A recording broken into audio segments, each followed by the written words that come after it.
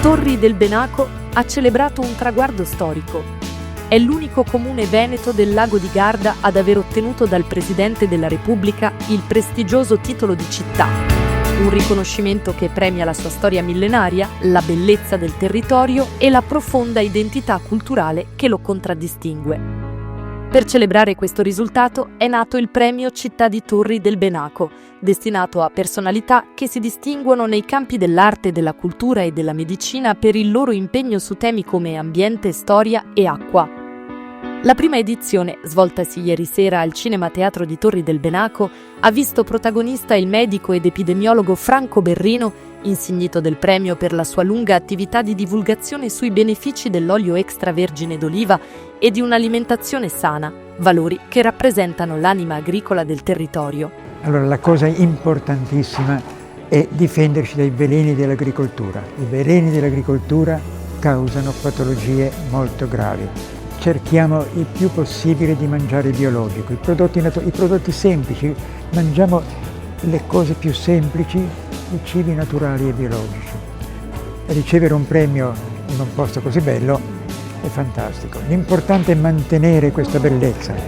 A condurre la serata davanti a un teatro gremito è stato Patrizio Roversi, che ha saputo alternare momenti di ironia e riflessione dialogando con il professor Berrino e ricordando il suo legame con Torri del Benaco.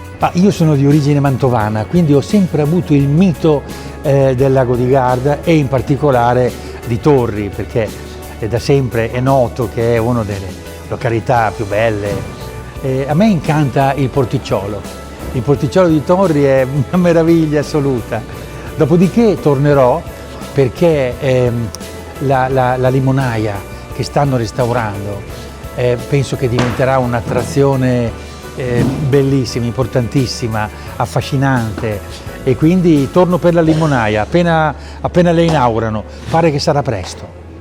Presenti anche numerose autorità, tra cui la vicepresidente della Regione Veneto Elisa De Berti e alcuni sindaci dei comuni limitrofi.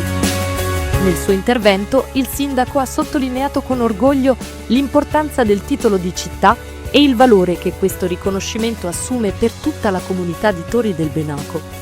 Il titolo di città di Torri del Benaco è una volontà dell'amministrazione comunale per avere un riconoscimento per quelli che sono i valori di storia, cultura, tradizione, bellezze del nostro territorio e dei servizi che l'amministrazione dà alla propria comunità, ai propri turisti.